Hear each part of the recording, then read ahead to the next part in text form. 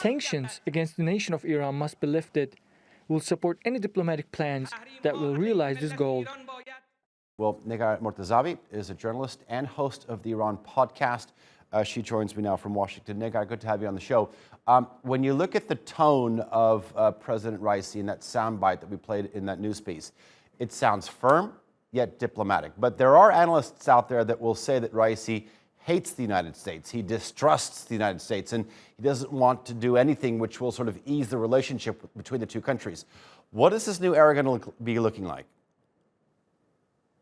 Well, I think this is a new era for Ebrahim Raisi, but we also shouldn't forget the past. He comes from the core of the hardline faction of the Islamic Republic that has been very much against and vocal against diplomacy with the West, and especially negotiations with the United States, the nuclear deal, which they saw as Iran giving too much concessions and not taking enough back. And then also that whole deal, as we know, hitting the Trump era, President Trump pulling out of the deal and basically proving this hardline rhetoric even further, that the Americans cannot be trusted. But then at the same time, it is the Americans who have to ease the sanctions. So it's a complex situation that you don't want to give concessions, but you also want something back from the Americans. I think it's a very difficult position this administration is going to be in.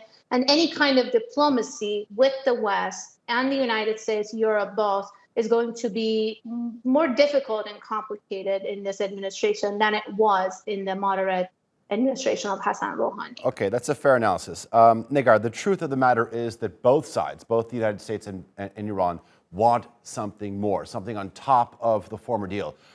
But doesn't that present a problem here? It has. That's what we're seeing, basically dragging on, because a return to an existing deal, as many analysts expected, could have been done faster and easier. But it just seems like both sides, and I would say even the American side, maybe is looking for more concessions from the other side. We can't overlook the fact that it was President Trump who left the deal. The Iranians remained in the deal. Yes, they started reducing compliance, so they're not in full compliance with the deal, but they're still in the deal. It's the United States who's outside of the deal, and it seems like they're tying this return to the nuclear deal to further concessions outside of the JCPOA. And the Iranian side is also looking for more concessions from the U.S. side, and that has basically delayed this process and made it more complicated. I'm just not very certain and confident that a Raisi team, and it's not just Ebrahim Raisi, it's his diplomatic team that he's bringing in that are more hardline and more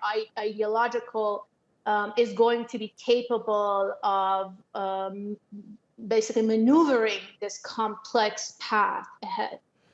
You said outside of this deal, there are some countries in the region that are watching the relationship between the U.S. and Iran very closely. How likely will the Biden administration listen to some of Israel's security concerns when trying to revive this deal? Well, we know U.S. allies in the region, especially Israel, as you mentioned, do have influence in Washington, although they couldn't stop the Obama-Biden administration from making a deal with the Iranians, with Tehran. And I think this administration is probably going to listen to them more, but then at the same time prioritize U.S. policy, as we heard from the spokesperson, U.S. national security and their interest above the interest of any ally in the region. At the same time, and this is the interesting part, the Ebrahim Raisi team may have a more difficult time in engagement and diplomacy and bilateral with the West, but they may have some overtures with Iran's regional foes and also more of a shift towards the East. So we may see some openings and some interesting engagement with some of Iran's neighbors in the region, which could potentially also ease the path for diplomacy with the West. Negar Mortazavi, pleasure having you on. I do appreciate your analysis.